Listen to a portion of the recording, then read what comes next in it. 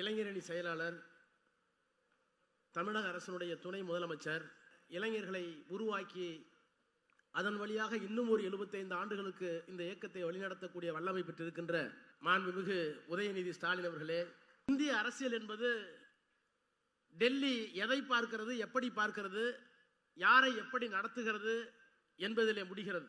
ஒரே தேசமாக இருக்க வேண்டும் என்று காந்தி விரும்பினார். ஆனால் அவர் உயிரோடு இருக்கும் போதே நாடு துண்டாடப்பட்டது.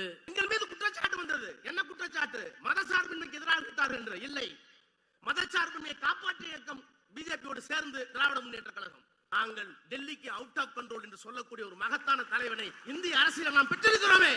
இளைஞரணி செயலாளர், தமிழக அரசினுடைய துணை முதலமைச்சர், இந்த இயக்கத்தை அறிவின் மீது தாகமும் லட்சியத்தின் மீது மோகமும் கொண்ட இளைஞர்களை உருவாக்கி அதன் வழியாக இன்னும் ஒரு 75 ஆண்டுகளுக்கு இந்த இயக்கத்தை வழிநடத்தக்கூடிய வல்லமை பெற்றிருக்கின்ற எனது அன்பிற்குரிய ஆருயிர் இளவல் மாண்புமிகு உதயநிதி ஸ்டாலின் அவர்களே, இந்த அமர்வை தலைமையேற்று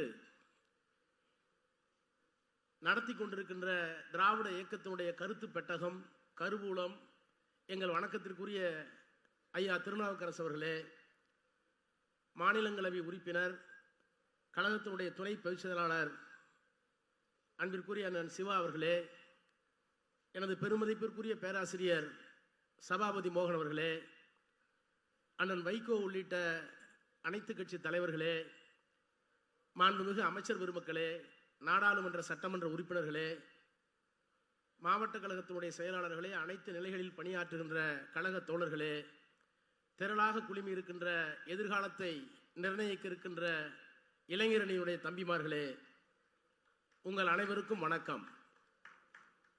இந்திய அரசியலில் திராவிட முன்னேற்ற கழகம் என்கின்ற தலைப்பை எனக்கு தந்திருக்கிறார்கள். ஒரு நீண்ட நெடிய தலைப்பு.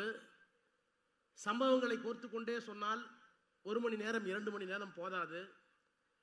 என்றாலும் கூட பேரறிஞர் அண்ணா அவர்கள் குறிப்பிட்டு சொன்னதை போல புட்டிங் செஞ்சுரிஸ் இன்டு கேப்சூல்ஸ், ஒரு நூற்றாண்டை ஒரு சின்ன சிட்டிகைக்குள் அடக்க முடியும் என்கின்ற அந்த அண்ணாவின் தத்துவத்தை ஏற்று ஒரு 10-20 மணித்துளிகளில் உங்கள் முன்னால் என்னுடைய கருத்துக்களை வைக்க விரும்புகிறேன். இந்திய அரசியலில் திராவிட முன்னேற்ற கழகம். இந்திய அரசியல் என்பது டெல்லி எதை பார்க்கிறது, எப்படி பார்க்கிறது, யாரை எப்படி நடத்துகிறது என்பதிலே முடிகிறது, என்பதிலே தொடங்குகிறது, என்பதிலே நீடிக்கிறது. ஒரு காலகட்டத்தில் டெல்லி கிழக்கை பார்த்த காலம் உண்டு. ஜின்னா அவர்கள் தனிநாடு கேட்ட 1930 முதல் 47 வரை வடக்கு கிழக்கை பார்த்தது. ஒரே தேசமாக இருக்க வேண்டும் என்று காந்தி விரும்பினார். ஒருவேளை இந்த நாடு துண்டப்படுமானால் அது என்னுடைய இறந்த உடலின் மீதுதான் நடக்கும் என்று சொன்னார். ஆனால் அவர் உயிரோடு இருக்கும் போதே நாடு துண்டாடப்பட்டது. அப்போது டெல்லி கிழக்கை பார்த்தது, கிழக்கு பிரிந்தது.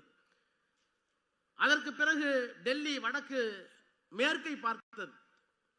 காங்கிரஸ் பேரியக்கம் சுதந்திரத்திற்கு பின்னால் ஆட்சி அதிகாரத்தை பெற்ற நேரத்தில் மேற்கிலே இருந்த மேற்கு வங்காளம் தனித்த தத்துவ அடையாளத்தோடு, கொள்கை அடையாளத்தோடு டெல்லியை திரும்பி பார்க்க வைத்தது. அப்போது டெல்லி வடக்கு மேற்கை பார்த்தது.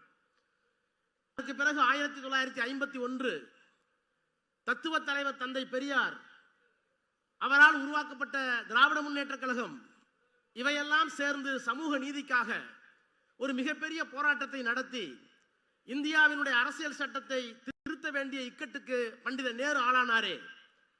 எனக்கு புரியவில்லை. I supported the efficient government without losing any merit என்று சொன்னவர். நான் தகுதியை விட்டுக் கொடுக்க முடியாது, இடஒதுக்கீடு எனக்கு ஏற்புடையது அல்ல என்று சொன்ன பண்டித நேருவை புரிய வைத்து a government should be efficient, the same time the government must also be humanitarian. ஒரு அரசாங்கம் என்பது திறமையை மட்டும் நம்பி இருக்க கூடாது, அது மனிதாபிமான அரசாங்கமாக இருக்க வேண்டும், அதற்கு இடஒதுக்கீடு தேவை என்று அந்த பண்டித அறிவை புரிய வைத்து சென்னையிலே தெற்கிலே நடந்த போராட்டத்தால் நான் அரசியல் சட்டத்தை திருத்துகிறேன் என்று சொன்னபோது வடக்கு டெல்லி தெற்கை திரும்பி பார்த்தது. ஒரு காலத்திலே கிழக்கை பார்த்தது. கிழக்கை பார்த்தது, தெற்கை திரும்பி பார்க்க வைத்த இயக்கம் இந்த திராவிட இயக்கம். 1951 முதல் சட்ட திருத்தம், அதற்கு பிறகு 1960 இன்றைக்கு இந்த நிறைந்த அரங்கத்தில் எழுச்சியோடு உட்கார்ந்திருக்கிறோம். மத்தியிலே அமைச்சர் பெருமக்கள் இருந்திருக்கிறார்கள், நானே கூட இருக்கிறேன். நீண்ட நெடுங்காலமாக திராவிட இயக்கத்தினுடைய சித்தாந்தங்களை நாடாளுமன்றத்தில் சொன்ன வைகோ இருக்கிறார், முழங்கிக் கொண்டிருக்கிறார், சிவா இருக்கிறார். ஆனால் நான் எண்ணி பார்க்கிறேன், இந்த இயக்கம் ஒரு காலத்தில் எப்படி இருந்தது. 1960 ஆகஸ்ட் 14ஆம் நாள் இந்திய எதிர்காட்டம் இங்கே நடந்து கொண்டிருந்த அந்த காலகட்டத்தில் நாடாளுமன்ற உறுப்பினராக இருந்த ஈவி.கே. சம்பத் அவர்களுக்கு பண்டித நேரு அவர்கள் கடிதம் எழுதுகிறார். என்ன கடிதம்? உங்களிடத்தை நான் அறிவேன், உங்களுக்கு ஒரு உத்தரவாதம் தருகிறேன். தமிழ்நாட்டு மக்கள் ஏற்றுக்கொள்ளுகிற வரை, ஏற்றுக்கொள்ளாத வரை நாங்கள் இந்திய மாட்டோம். ஒரு கடிதம், ஒரே ஒரு கடிதம். அந்த கடிதத்திற்கு கடற்கரையிலே ஒரு பாராட்டு விழா. என்ன பாராட்டு விழா? அண்ணா பேசுகிறார். தம்பி பண்டித நேரு எழுதியிருக்கிறார் கடிதம். யார் தெரியுமா பண்டித நேரு? அணிசேரா நாடுகளுடைய தலைவர், யுகோஸ்லாவிய தலைவர் மார்ஷல் டிட்டோவுக்கு எழுதிய கரம். அணிசேரா நாடுகளுடைய தலைவராக இருக்கின்ற சுகஸ்லாவுக்கு எழுதிய கரம். எகிப்தினுடைய அதிபர் நாசருக்கு எழுதிய கடம் என் தம்பி சம்பத்துக்கு எழுதியிருக்கிறது. ஆனந்த கூத்தாடினார். ஒரு கடிதத்துக்கு ஆனந்த கூத்தாடி. அன்றைக்கு தேசிய அரசியல் திமுகவின் பங்கு அப்படித்தான் இருந்தது. 1962 திராவிட நாடு பிரிவினை, அதற்காக ஒரு சட்டம் கொண்டு வந்தார்களே, அந்த சட்டம் கொண்ட நேரத்தில் சொன்னார், we belong to Dravidian stock. நாங்கள் திராவிட மரபினத்தை சேர்ந்தவர்கள். We have got something concrete, something distinct, something different to offer the world at large. நாங்கள் திராவிட மரபினத்தை சார்ந்தவர்கள். இப்படி சொல்லிக் கொள்வதால் நான் வங்காளிக்கோ மராட்டியர்களுக்கோ எதிரிகள் அல்ல. ஆனால் இந்த உலகத்திற்கு வழங்குவதற்கு எங்களிடத்திலே தனித்த, வேறுபட்ட, தனித்துவம் கொண்ட திடமான கொள்கையில் இருக்கிறது இந்த உலகத்திற்கு வழங்குவதற்கு. இதை சொன்ன போது நாடாளுமன்றம் திரும்பி பார்த்தது. அன்றைக்கு அவ்வளவுதான் தேசிய அரசியலில். அதற்கு பிறகு இன்னும் 63 அண்ணா பேசினார். என்ன பேசினார்? நேஷனல் இன்டகிரேஷன் கவுன்சில் திராவிடனோடு கோரிக்கை இங்கே எழுந்த பொழுது அந்த கோரிக்கை தடுக்க வேண்டும் என்பதற்காக ஒரு தடை சட்டத்தை கொண்டு வந்த நேரத்தில் ஒரு கவுன்சில், நேஷனல் இன்டகிரேஷன் கவுன்சில், தேசிய ஒருமைப்பாட்டு குழு. அந்த குழுவுக்கு யார் தலைவர்? திருவாங்கூர் சமஸ்தானத்தினுடைய திவானாக இருந்த சி.பி. ராமசாமி. வைஸ்ராய் கவுன்சிலே சட்ட அமைச்சராக இருந்த சி.பி. ராமசாமி. அவரை போட்டார்கள்.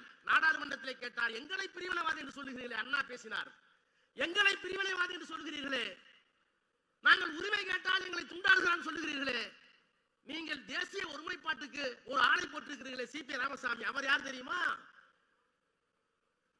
சமஸ்தானங்களை இந்தியாவோடு இணைக்க வேண்டும் என்று வல்லபாய் பட்டேலும் நேரும் விரும்பிய போது திருவாங்கூர் சமஸ்தானத்தை இந்தியாவோடு இணைக்க விரும்பாமல் பாகிஸ்தானோடு போய் இணைப்பதற்கு ஜின்னாவிடம் பேரம் பேசிய சி.பி. ராமசாமி, உங்களுக்கு ஒற்றுமைவாதி, எங்கள் இனத்திற்கு மொழிக்கு உரிமை கேட்டால் நாங்கள் பிரிவினைவாதிகளா என்று 63 கேட்டாரு.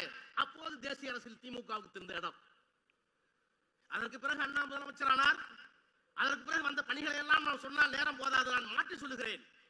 எது திமுக? இந்திய அரசியல் சட்டம் 1946 தொடங்கி 49 வரை கான்ஸ்டிடியூஷன் அசெம்பிளி டிபேட்ல தொடங்கி நிறைவாக எழுதப்பட்ட அரசியல் சட்டத்தினுடைய முகப்புரைக்கு நான் வருகிறேன். அதுதான் திமுக என்று சொல்கிறேன். We the people of India having solemnly resolved to constitute India into a sovereign, secular, socialistic, democratic republic. இது ஒரு இறையாண்மை உள்ள நாடு, இது ஒரு சமதர்ம குடியரசு, இது ஒரு மதச்சார்பற்ற நாடு, இது ஒரு ஜனநாயக நாடு. நான் பெருமையோடு சொல்கிறேன், இந்தியாவில் எத்தனையோ தேசிய இனங்கள், எத்தனையோ மொழிகள், எத்தனையோ பழக்க வழக்கம், எத்தனையோ சாதி, எத்தனையோ மதம், இவற்றையெல்லாம் ஒரு கட்டுப்பாட்டுக்குள் கொண்டு வர வேண்டும் என்பதுதான் அரசியல் சட்டத்துடைய முகப்புரை.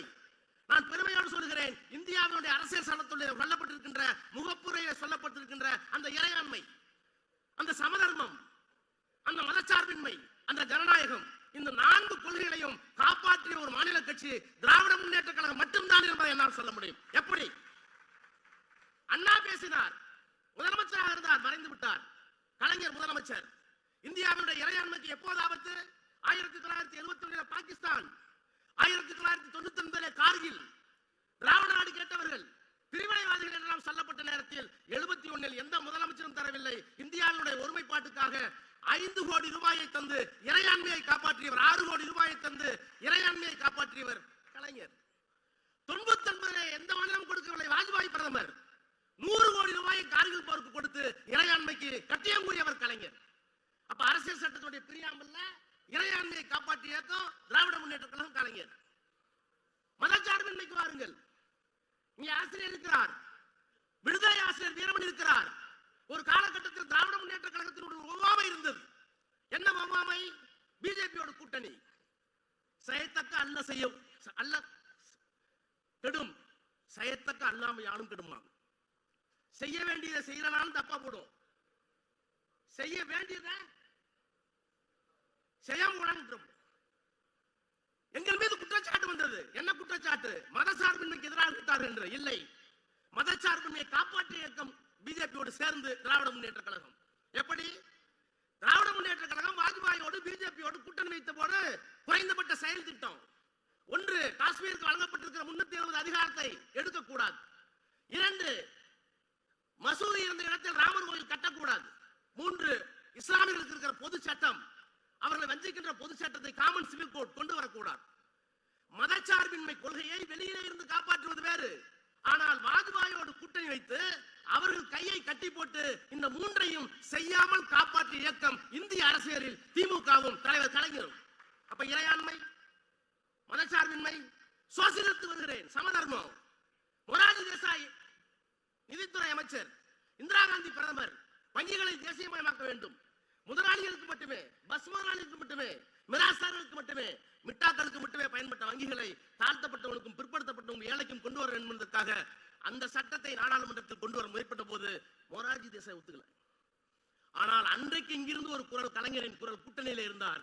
இந்திரா காந்தி அம்மையார் அவர்களே, சமதர்மம் ஓங்க வேண்டும், அதுதான் எங்களுடைய கொள்கை, எங்களுடைய நாடாளுமன்ற உறுப்பினர்கள் உங்களுக்கு ஆதரவாக இருப்பார்கள், அந்த சட்டத்தை கொண்டு வாருங்கள் என்று சொல்லி அன்றைக்கு சமதர்மத்தை காப்பாற்றிய இந்த இயக்கம் இந்திய அரசியலில் திமுக. அப்ப இறையாண்மை, மதச்சார்பின்மை, சமதர்மம், ஜனநாயகம். எப்போது ஜனநாயகத்திற்கு ஆபத்து வந்தது? மிசா வந்த போது ஆபத்து வந்தது. யார் இந்த முதலமைச்சர்? நான் இன்னொரு மேடையிலே சொன்னேன், அந்த 25 வயதில் 23 வயதில் காயங்களோடு திருமணமான ஒரு புதிய மணமகன் இல்லத்தினுடைய சுகத்தை எல்லாம் துவக்க வேண்டிய அந்த வயதில் சிறையை சிலுவையை ஏற்றுக்கொண்டாரே. அப்படி ஜனநாயகத்திற்கு ஆபத்து வந்த போது அதை தடுத்து நிறுத்தியது மட்டுமல்ல, அதற்காக ஆட்சியை இழந்து எதிர்த்து நின்று குரல் கொடுத்து அதற்கு பிறகு அரசியல் சட்டத்தை திருத்தி 42 அமெண்ட்மெண்ட் சொல்வார்களே, நீதித்துறைக்கு மரியாதை இல்லை, நீதித்துறை கேள்வி கேட்க முடியாத நாடாளுமன்ற இருந்த சட்டங்களை என்றெல்லாம் கொண்டு வந்தார்களே, அந்த காட்டு தர்பார் சட்டத்தை தூக்கி எறிந்து மீண்டும் ஒரு ஆட்சியை கொண்டு வந்த பெருமை கலைஞருக்கும் திராவிட முன்னேற்ற கழகத்துக்கும் இந்திய அரசியலிலே உண்டு. நான் இப்போது சொல்கிறேன், we the people of India having solemnly resolved to constitute India into a sovereign, secular, socialistic, democratic, இந்த பண்புகளை காப்பாற்றிய ஒரு மாநில கட்சி திராவிட முன்னேற்ற கழகத்தை தவிர, கலைஞரை தவிர வேறு யார் இருக்கிறார்கள்? அவ்வளவு பெருமைக்கும். ஆனால் நான் இப்போது பார்க்கிறேன், பெரியாரை பார்த்திருக்கிறேன், பார்த்ததில் ஒரே ஒரு முறை பார்த்திருக்கிறேன், அவருடைய தத்துவங்களை படித்துக் கொண்டே இருக்கிறேன். இன்னமும் அண்ணாவின் ஆளுமையை நான் அறிவேன், பெரிய தலைவர்கள் எல்லாம் பேச்சை கேட்டிருக்கிறேன், நான் குறைத்து மதிப்பிடவில்லை. கலைஞரோடு அருகிலேயே பயணித்தவன், அவருடைய ஆளுமையை நான் அறிவேன். ஆனால் பெரியாரை காட்டிலும், அண்ணாவை காட்டிலும், கலைஞரை காட்டிலும் நான் நேசத்தோடும் பாசத்தோடும் இந்த தலைவர் மாண்புமிகு முத்துவேல் கருணாநிதி ஸ்டாலின் அவர்களை நான் நேசிக்கிறேன். என்ன காரணம்? அண்ணாவை குறைத்து மதிப்பிட்டதாக அர்த்தம் அல்ல, பெரியாரை புறந்தள்ளியதாக பொருள் அல்ல, கலைஞரை கைவிட்டு விட்டதாக அர்த்தம் அல்ல. பெரியார் இருந்தபோது ஆபத்து இல்லை. நாடாளுமன்றத்தில் 2 MP இல்ல பிஜேபிக்கு, ஜனசங்கத்துக்கு இல்ல. அண்ணா இருந்தபோது ஒற்றை இலக்கம், கலைஞர் இருந்தபோது 100 நாடாளுமன்ற உறுப்பினர்கள் ஆட்சி பொறுப்பில் இருந்தார், அவரே உள்ளிருந்து காப்பாற்றினார். ஆனால் இந்த மனிதன் இருக்கிற நேரத்தில், திராவிட மாடல் நாயகன் இருக்கிற நேரத்தில் பெரியார் இல்லை, கலைஞர் இல்லை, அண்ணா இல்லை. ஆனால் ஆபத்து எங்கே இருக்கிறது? வல்லூர் வட்டமிடுகிறது. 400 நாடாளுமன்ற உறுப்பினர்கள், இப்போது 250 நாடாளுமன்ற உறுப்பினர்கள், ஒரே மொழி, ஒரே தேசம், அரசியல் சட்டத்தை தூக்கி எறிவோம் என்று சொல்லுகிற போது நாங்கள் டெல்லிக்கு அவுட் ஆஃப் கண்ட்ரோல் என்று சொல்லக்கூடிய ஒரு மகத்தான தலைவனை இந்திய அரசியல் நாம் பெற்றிருக்கிறோமே. அவருக்குள்ளார் பெரியார், அண்ணா, கலைஞர் இருக்கிறார்கள். டீலிமிட்டேஷன். நான் மீண்டும் சொல்லுகிறேன், democratic country, socialist country, secular country, republic democratic. இந்த ரிபப்ளிக் வார்த்தை யாருமே கை வைக்கல. ரிபப்ளிக்னா என்ன? குடியரசு. குடியரசுனா என்ன? எல்லாத்துக்கும் ஒரு ஓட்டு.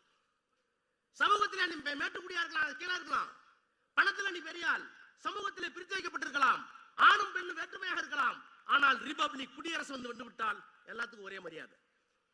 அந்த மரியாதைக்கு குழி தோண்டுகின்ற டீலிமிட்டேஷன். மறுவரை செய்வோம். தமிழ்நாடு போன்ற மாநிலங்களை தூக்கி எறிவோம்.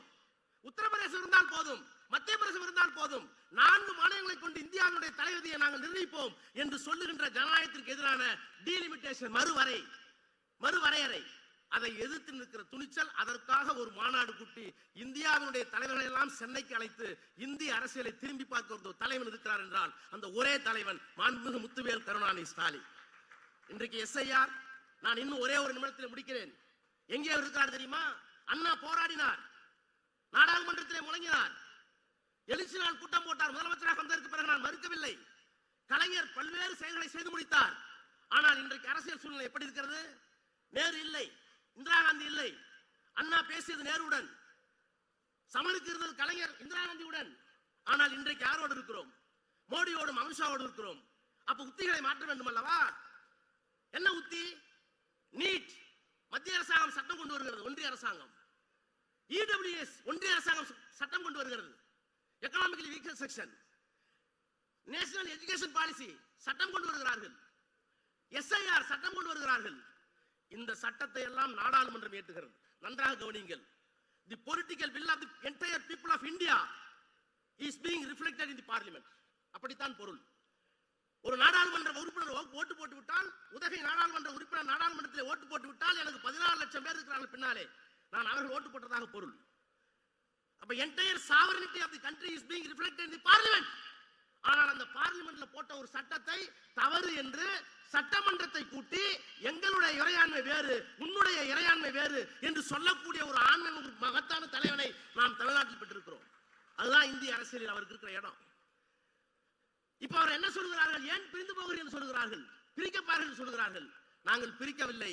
எங்களை பிரித்து விடுவதற்கு நீங்கள் எல்லா முயற்சியும் செய்தால் அதை எதிர்கொள்கின்ற ஆற்றல் மிக்க ஒரு இயக்கமாக இந்தியாவில் வேறு எந்த இயக்கமும் இல்லை. இந்த இயக்கம் இருக்கிறது. என்ன காரணம் என்றால் எல்லா இயக்கமும் அரசியல் இயக்கம். இந்த இயக்கம் தான் தத்துவார்த்த இயக்கம். All parties are political parties. The DMK alone is the ideological parties. That is why we are fighting with Modi and Amit Shah. இந்த போராட்டம் தொடரும். இந்த போராட்டம் தொடரும் என்பதற்கு ஒரே ஒரு உதாரணம். நாளைக்கு இந்த இயக்கத்தை வழிநடத்த போகிற தம்பி உதயநிதி ஸ்டாலின் அவர்கள் சனாதனத்திற்கு முன்னால் மண்டியிட மாட்டேன் என்று சொன்னாரே, நான் எல்லோருக்கும் சொல்லுகிறேன், இந்தியா முழுக்க சொல்லுவேன், அவரை தோளிலே தூக்கி சுமக்கிற மகிழ்ச்சி எங்களுக்கு இருக்கிற என்ன காரணம்? அவர் இளைஞரா? அவர் மூத்தவரா? சிறைக்கு சென்றாரா? சிலுவை ஏந்தினாரா? தேவையில்லை. சனாதனத்துக்கு மண்டியிடாத ஒரே ஒரு தலைவன் எங்கள் இயக்கத்திற்கு போதும். அதுதான் இந்திய அரசியல் நாங்கள் பெறப்போகிற வெற்றி. நன்றி, வணக்கம்.